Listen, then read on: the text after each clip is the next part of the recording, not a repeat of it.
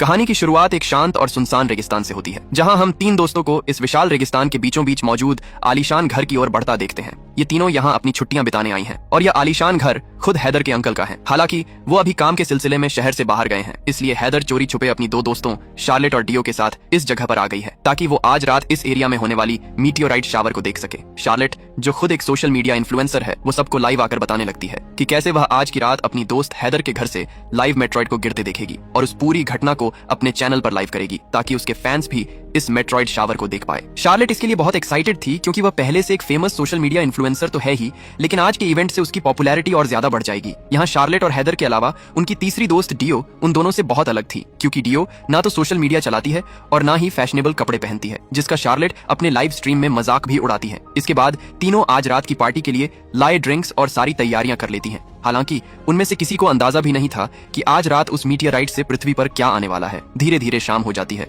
और अब उन्हें मीटियोराइट दिखना शुरू हो गया था। हैदर और डियो उसे देख हैरत में पड़ गईं, क्योंकि यह मीटियोराइट बाकी मीटियोराइट से कुछ ज्यादा ही चमकदार था। वहीं पीछे शार्लेट तो इसलिए परेशान थी क्योंकि जब उसे यह सारी इवेंट्स लाइव स्ट्रीम करनी थी, तभी अचानक से ही सारे फोन्स में नेटवर्क चला गया था। मीटियोराइट के नीचे गिरने के बाद तीनों अपने प्लान को कंटिन्यू करते हुए इसी शांत रेगिस्तान में ड्रिंक्स पीते हुए एंजॉय करने लगती है। कुछ देर बाद हैदर और डियो शार्लेट को समझाती हैं कि वो इस पूरी इवेंट को लाइव स्ट्रीम ना कर पाने से निराश ना हो। सोशल मीडिया उसकी पूरी लाइफ नहीं है और अभी के लिए उसे पार्टी को एंजॉय करना चाहिए। लेकिन शार्लेट के मुताबिक डियो जैसी लड़की जिसके आज तक 100 फॉलोअर्स भी नहीं हुए, वो कभी उसके फेम को नहीं समझ पाएगी। अब तीनों ड्रिंक करते हुए बहुत नशे में आ गई थी। तभी अचानक से उनके पूल में एक अजीब सी चीज गिरती है जो बाहर से इतनी गर्म थी कि पूरे पूल का पानी उबलने लगता है। तीनों नोटिस करती हैं कि अब वो मेट्रॉइड धीरे धीरे हिल रहा है और उसमें से तेज बदबू भी निकल रही है। इसीलिए हैदर बिना देर किए उसे पूल से निकालने लगती है ताकि वहाँ और गंदगी न फैले। थोड़ी मशक्कत के बाद हैदर उसे बाहर निकालने में कामयाब हो जाती है और तब उसे पता चलता है कि ये कोई मेट्रॉइड नहीं बल्कि एक जीता जागता जीव है। लेकिन अभी उसके बॉडी ऑर्गन्स किसी को दिखाई नहीं देते, इसलिए तीनों अंदाजा लगाने लगती हैं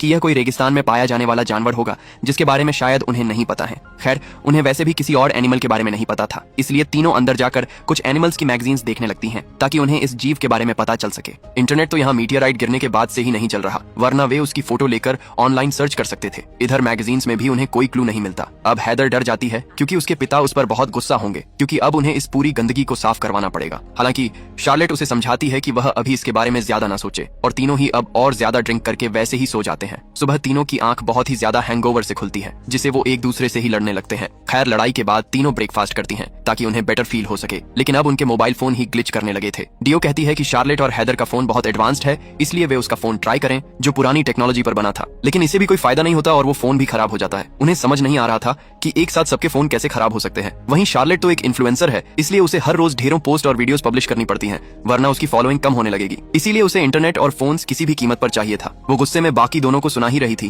कि तभी उन्हें बाहर से उस जानवर की आवाज आई जिसे वो कल रात नशे में बाहर अपने लॉन में ही छोड़ आए थे। तीनों बाहर निकलकर देखती हैं कि वह जीव अब उस कपड़े से निकलकर कहीं रेंग कर चला गया है और उसके पीछे एक अजीब तरह का काला लिक्विड पड़ा हुआ है। वे तीनों अब सेफ्टी के लिए एक टूल लेकर उस जीव के निशानों का पीछा करने लगती हैं और उन्हें थोड़ी ही आगे वह जीव दिख जाता है। वो तीनों उसे देख ही रही थी कि अचानक उनके पीछे एक लड़का आ जाता है, जिसे देखकर वो तीनों चौंक जाती है। वह लड़का अपना नाम ब्रेड बताता है और उनसे कहता है कि हैदर के पिता ने उसकी फैमिली को इस आलीशान घर के लॉन की साफ सफाई करने के लिए हायर किया था और उसकी फैमिली का छोटा सा लकड़ी का कैबिन यहाँ से थोड़ी ही दूरी पर है। उनके अलावा इस रेगिस्तान में दूर दूर तक कुछ भी नहीं है। इतना बताकर ब्रेड अपना काम करने लगता है। तब हैदर उसे उस अजीब से जीव के बारे में बताती है और वह उसे ऑफर करती है कि वह उसे और ज्यादा पैसे दे देगी अगर ब्रेड उस जीव को उनके लॉन से निकाल कर बाहर कहीं दूर फेंक आएगा। हालांकि ब्रेड मना कर देता है क्योंकि उसे ऐसे जीवों से डर लगता था, लेकिन फिर भी वह एक किस के बदले में ऐसा करने को तैयार हो जाता है। वहीं वे तीनों लड़कियां वैसे ही उस जीव से डर रही थीं, इसलिए अब हैदर और शार्लेट ने उसे किस किया और उस जीव को फेंकने को कहा। किस मिलने के बाद ब्रेड उस जीव को एक चादर पर धकेलने लगता है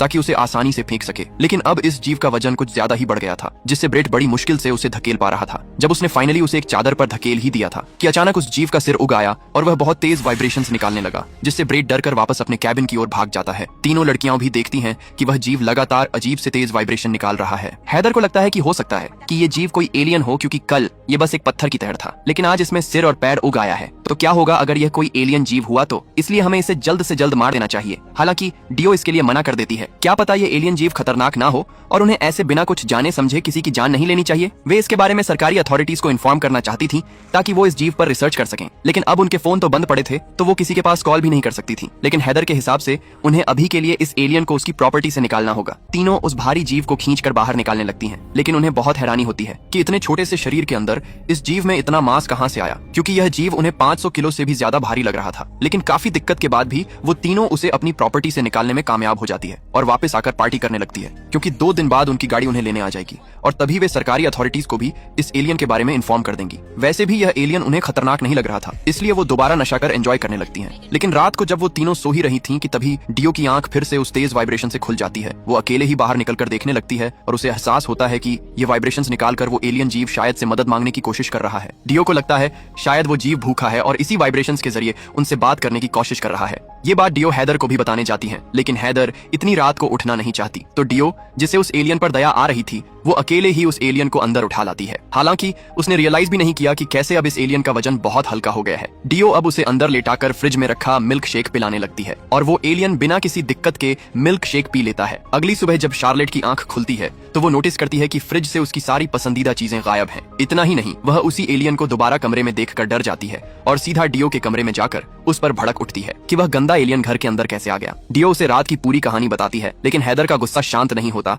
और वो उस एलियन को बाहर फेंकने को बोलती है। जब डियो उसे फिर से उठाने जाती है तो वह एलियन तेज वाइब्रेशन निकालने लगता है, जिससे उन तीनों के सिर में तेज दर्द होने लगता है और डियो कहती है कि यह एलियन नहीं चाहता कि हम उसे बाहर निकालें। शार्लेट कहती है कि अब हमें यहाँ मौजूद दूसरे कैबिन में रह रही फैमिली से मदद मांगनी चाहिए। उनके पास एक गाड़ी भी है, इसलिए वो फैमिली इस एलियन को अपनी गाड़ी में रखकर उसे पास के टाउन में ले जाएगी और ऑफिशियल अथॉरिटीज को सौंप देगी। वैसे भी उनकी गाड़ी 2 दिन बाद आने वाली है और उनके फोन्स भी डेड हो चुके हैं, इसीलिए वो अभी खुद से कुछ भी नहीं कर सकते। हैदर और शार्लेट को यहीं घर पे छोड़कर डियो खुद एक बोगी लेकर पास के उसी कैबिन में मदद मांगने चली जाती है। वहीं अब घर पर शार्लेट अकेली थी और उस एलियन की बदबू से परेशान हो चुकी थी, इसीलिए वो उसे मारने के लिए एक ड्रिंक में पॉइजन मिला देती है ताकि यह जीव उसे पीकर मारा जाए। वैसे भी अगर डियो यहाँ होती तो उसे ऐसा कभी नहीं करने देती, लेकिन शार्लेट उस एलियन को वह ड्रिंक पिला पाती। वो एलियन अपनी शक्तियों से शार्लेट के ब्रेन को कंट्रोल करके उसके इरादों को समझ लेता है। वो शार्लेट को कंट्रोल करते हुए पॉइजन के ग्लास को नीचे गिरा देता है। वहीं दूसरी तरफ हैदर और डियो अब तक उस कैबिन तक पहुंच चुके थे। हालांकि हैदर का मानना था कि कैबिन के बाहर एक डॉग रहता है, लेकिन अब यहाँ कोई नहीं है। अंदर जाकर वो देखते हैं, यहाँ तो बहुत सारे अलग अलग तरह के इंस्ट्रूमेंट्स रखे हुए थे, ऐसे साइंटिफिक इंस्ट्रूमेंट्स जिनसे कि कोई स्पेस पर रिसर्च कर रहा हो। डियो ने यहाँ रखे हुए नोट्स भी देखे जिनमें की स्पेस और दूसरी गैलेक्सीज की डिटेल्स लिखी हुई थी। इसके अलावा बहुत सारे साइंटिफिक फार्मूलाज भी थे जो गैलेक्सी में सिग्नल भेजने का काम करते थे। डियो समझ गई कि यहाँ जो कोई भी था वो डीप स्पेस और एलियन लाइफ पर रिसर्च कर रहा था। शायद वो भी 2 रात पहले मीटियोराइट देखने आया होगा, लेकिन अब वो सब यहाँ से कहाँ गए। यहाँ कैबिन वाली फैमिली भी नहीं है, जबकि उनकी गाड़ी बाहर ही खड़ी है। इसलिए दोनों अब अगले दिन फिर से यहाँ आने का फैसला कर वापस लौट जाते हैं। यहाँ वो वापस आकर देखते हैं कि शार्लेट अब बड़े आराम से पूल में लेटी हुई है। दोनों उसे सारी बात बताते हैं कि उन्हें कैबिन खाली मिला और अब मजबूरन उन्हें एक दिन और उस एलियन को अपने घर में रखना पड़ेगा। लेकिन आश्चर्य की बात ये थी कि शार्लेट को इस बात से कोई प्रॉब्लम नहीं थी, जबकि उस एलियन को देख वही सबसे ज्यादा भड़क रही थी। तो अब अचानक उसे क्या हुआ ये हमें आगे पता चलने वाला है। हालांकि हैदर अभी भी उस एलियन की स्मेल से बहुत गुस्से में थी। इसी बीच डियो का ध्यान पास में पड़े शीशे के टूटे हुए ग्लास पर भी जाती है। वहीं अब लंच पर शार्लेट अजीब कारणों से बहुत सारा खाना खाने लगती है। वही शार्लेट जो कि हमेशा अपनी फिटनेस के लिए कम से कम और तहजीब से खाना खाती थी, उसे ऐसे भूखों की तरह खाना खाते देख हैदर और डियो भी हैरान होती हैं कि जब से वे वापस लौटी हैं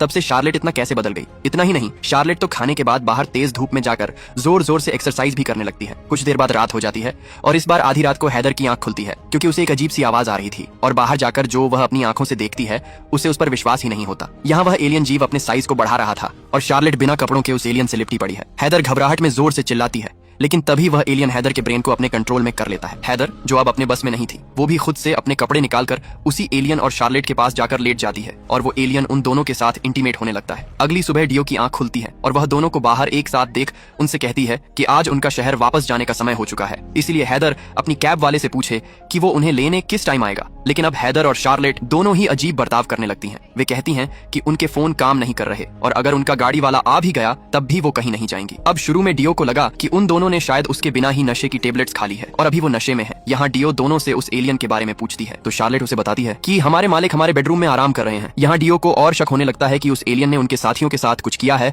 और वो उसे देखने शार्लेट के बेडरूम में जाती है। उसने देखा कि वो एलियन क्रिएचर अब समय के साथ खुद को और ज्यादा इवॉल्व कर रहा है। उसका साइज अब काफी बढ़ चुका था, मानो वह अब पृथ्वी के वातावरण में खुद को ढाल चुका है। डियो उसे वहीं छोड़कर वापस से हैदर और शार्लेट के पास आती है और उन्हें यहाँ से निकालने को बोलती है क्योंकि अब उनका यहाँ रुकना खतरे से खाली नहीं था। लेकिन शार्लेट जवाब देती है कि अब वे यहाँ से बाहर कभी नहीं जाएंगे और अच्छा होगा कि डियो भी हमेशा के लिए यहीं पर रुक जाए। डियो अब समझ चुकी थी कि उसके दोनों साथी अब उस मॉन्स्टर के कब्जे में हैं, इसलिए वो मदद लेने उसी केबिन की ओर भागती है। कैबिन पहुंचकर वो देखती हैं कि कैसे यहाँ मौजूद गाड़ी में चाबियां गायब हैं। अगर उसे अंदर कैबिन से चाबियां मिल गईं, तो वो यहाँ से अपने दोस्तों को लेकर बाहर निकल जाती और पास के टाउन में जाकर पुलिस को उस एलियन के बारे में सब इन्फॉर्म कर सकती थी। हालांकि आज फिर से उस कैबिन में कोई नहीं था, इसलिए डियो जल्दी से गाड़ी की चाबियां ढूंढने लगती है। इसी बीच उसे फिर से वो साइंटिफिक नोट्स दिखाई देता है और उसे सरप्राइजिंगली उसी एलियन जीव की ड्राइंग भी मिल जाती है जो अभी उनके घर में मौजूद है। यानी यहाँ जो कोई भी साइंटिस्ट मौजूद था वो इसी एलियन जीव पर रिसर्च कर रहा था। डियो को धीरे धीरे सब समझ आने लगता है कि कैसे यहाँ आए साइंटिस्ट ने ही उस एलियन के प्लेनेट को ढूंढ निकाला और उसने कैबिन में मौजूद इंस्ट्रूमेंट के जरिए एलियंस को पृथ्वी पर आने का मैसेज भेजा होगा और उसी सिग्नल के बाद एलियन उस मीटेराइट के जरिए सिग्नल का पीछा करते हुए पृथ्वी पर आ गए। यही डियो का ध्यान दीवार पर बने गन शॉट पर जाता है जहां वो देखती है कि कैबिन के पीछे साइंटिस्ट मरा पड़ा है, यानी उसे एलियन ने पहले ही मार दिया था। डियो अब जल्दी से डरकर अपनी बोगी से वापस हैदर के घर जाने लगती है ताकि अपने दोनों दोस्तों को उस मॉन्स्टर से बचा सके। वापस आकर वो शार्लेट पर चिल्लाते हुए सब बताने लगती है जो कुछ भी उसने उस कैबिन में देखा था। लेकिन अब शार्लेट और हैदर को इन बातों से कोई फर्क ही नहीं पड़ रहा था, इसलिए डियो फिर से उस एलियन को देखने उसके रूम में जाती है और उस एलियन पर चीखते हुए कहती है कि उसे पता है कि उसने ही उसके साथियों के दिमाग पर कब्जा किया है और वही उन्हें यहाँ पर रोक रहा है। एलियन डियो का मन पढ़ लेता है और उसे काबू में करने की कोशिश करने लगता है और डियो भी अपने दोस्तों की तरह अपने कपड़े उतारने लगती है। लेकिन अचानक उसका ध्यान टूट जाता है और वो इस एलियन के माया जाल में नहीं फंसती। वह समझ चुकी थी कि कैसे उस एलियन ने उसका ब्रेन कंट्रोल करने की कोशिश की और ऐसा ही कुछ उसने उसके दोनों दोस्तों के साथ किया होगा। यहाँ डियो उस एलियन से उसका इरादा पूछती है तो वो एलियन उसे अपने विजन के जरिए अपनी दुनिया दिखाता है, कैसे यह एलियन प्रजाति अपने प्लेनेट पर बाकी सभी स्पीशीज को मारकर पूरी तरह से कंट्रोल करने लगे और देखते ही देखते उनके ग्रह पर उनके अलावा कोई और जीव नहीं बचा। तभी उन्हें पृथ्वी से उस साइंटिस्ट से जीवन होने का सिग्नल मिला, जिसके बाद यह एलियन उस मीटियोराइट के जरिए पृथ्वी पर पहुंच गया ताकि पृथ्वी पर मौजूद यहाँ के बाकी अन्य जीवों को खत्म कर इस प्लेनेट को भी अपना बना सके। वैसे भी इस वीरान यूनिवर्स में पृथ्वी जैसे जीवन के अनुरूप ग्रह बहुत कम ही होते हैं। यह प्लेनेट उस एलियंस के ग्रह से भी ज्यादा अच्छा निकला, इसलिए वो एलियन इतनी जल्दी ग्रो हो गया और अपनी आबादी बढ़ाने के लिए उसने उन दोनों लड़कियों को अपना शिकार बना लिया। डियो को अब सारी सच्चाई पता चल चुकी थी तो वो अपनी दोनों दोस्तों को यहाँ से पैदल ही भागने को कहती है, लेकिन शार्लेट के अनुसार वे अब कहीं नहीं जाएंगे। तभी अचानक शार्लेट का पेट अपने आप ग्रो होने लगता है। वहीं हैदर के साथ भी यही सेम चीज हो रही थी, यानी जल्दी ही वो दोनों एलियन बच्चे को जन्म देने वाली हैं। डियो ये देखकर और हैरान रह गई कि कैसे उसकी दोनों दोस्तों की आंख और मुंह से वही काला लिक्विड निकल रहा है जो शुरू में उस एलियन की बॉडी से निकल रहा था। यहाँ डियो चाहकर भी उन्हें संभाल नहीं पाती। वो समझ गई कि शायद वो उस एलियन के बच्चे को जल्द ही जन्म दे देंगी और जन्म देने के बाद खुद भी मारी जाएगी। इसलिए डियो अब उस एलियन को ही जान से मारने का फैसला करती है ताकि इन सबको यहीं रोक सके। लेकिन जब वो उसे मारने अंदर जाती है तो हैदर और शार्लेट उसे रोकने के लिए उस पर अटैक कर देती हैं और डियो के सिर पर वार कर उसे नीचे गिरा देती है। डियो जो अब तक घायल हो चुकी थी वो उस एलियन से कहती है कि वो उसके साथियों को छोड़ दे, लेकिन एलियन फिर से डियो के ब्रेन को कंट्रोल करने की कोशिश करता है। लेकिन लाख कोशिश के बाद भी वो डियो के दिमाग को कंट्रोल नहीं कर पाता। इसी बीच डियो एक हथियार उठाकर उस एलियन पर हमला कर देती है और उसे जान से मार देती है, जबकि हैदर और शार्लेट जो एलियन से प्रेग्नेंट थीं वो एलियन बेबी को जन्म देने के लिए दूर भागने लगती हैं। डियो को पता था कि वो और एलियंस को पैदा नहीं होने दे सकती, इसलिए वो उसी बोगी का इस्तेमाल कर पहले रेगिस्तान में दूर भाग रही हैदर को टक्कर मारती है। लेकिन इसे हैदर के पेट में पल रहा एलियन नहीं मरता तो डियो रोते हुए हैदर के पेट पर वार करती है, जिससे वो एलियन और उसकी साथी दोनों मारे जाते हैं। इसके बाद उसने देखा कि शार्लेट अभी भी भाग रही है। वहीं अब तक उस बोगी में तेल भी खत्म हो गया था, इसलिए डियो अब तेजी से दौड़कर शार्लेट के पीछे जाने लगती है। वहीं शार्लेट जो अब खुद के काबू में नहीं थी वो अपने एलियन बेबी को बचाने के लिए डियो से लड़ने लगती है, जबकि पीछे अब तक वो कैब वाला आदमी आ चुका था जिसे आज तीनों दोस्तों को वापस लेकर जाना था। वो देखता है कि यहाँ तो डियो और शार्लेट आपस में लड़ रही हैं। उसे डियो के पास हथियार देखकर गलतफहमी हो जाती है कि डियो शार्लेट को मारने की कोशिश कर रही है और जब डियो शार्लेट के ऊपर आकर उसके पेट पर मारने ही वाली थी कि ऐन वक्त पर ड्राइवर ने उसके हाथ पर गोली मार दी, जिसके बाद वह घायल शार्लेट को उठाकर गाड़ी में ले जाने लगता है ताकि पास के टाउन में ले जाकर उसका इलाज करवा सके। वहीं डियो के सिर्फ हाथ में गोली लगी थी तो वह फिर से उठकर गाड़ी के पीछे जाने लगी कि कहीं वह ड्राइवर उस एलियन को मेन टाउन तक न पहुंचा दे, और अगर ऐसा हुआ तो पूरी पृथ्वी ही खतरे में आ जाएगी। उसने कार के पास जाकर देखा कि शार्लेट ने उस ड्राइवर को भी मार दिया है, जिसे अब डियो उस गाड़ी में रखी राइफल उठाती है और गाड़ी के पीछे जाकर देखती है कि शार्लेट एलियन बेबी को जन्म देना शुरू कर चुकी है और एलियन के पैदा होते ही शार्लेट तो वैसे भी मारी जाएगी। इसलिए डियो अब अपने मन को मजबूत कर शार्लेट के पेट में शूट कर देती है। डियो ने फाइनली उस मेन एलियन समेत उन दोनों एलियंस बेबीज को भी मार दिया, लेकिन इसके साथ उसकी दोनों दोस्त भी मारी गईं। हालांकि डियो को इस बात की खुशी थी कि उसने कम से कम अपनी पृथ्वी को उन एलियन से बचा लिया, लेकिन तभी वही डियो यह देखकर हैरान रह गई कि अब आसमान में उसी एलियन प्लेनेट से हजारों लाखों मीटियोराइट्स पृथ्वी पर गिर रहे हैं, जिसका यही मतलब था कि उस साइंटिस्ट के सिग्नल्स को अकेले इस एलियन ने नहीं बल्कि उस प्लेनेट पर मौजूद सभी एलियंस ने सुन लिया था। और अब सारे एलियंस इस ग्रह पर आ रहे हैं, यानी अब इस पृथ्वी का तबाह होना निश्चित है। और इसी शॉकिंग एंडिंग के साथ यह कहानी यहीं पर खत्म हो जाती है। अगर आपको यह वीडियो पसंद आई तो इसे शेयर करें और चैनल को सब्सक्राइब करना न भूले।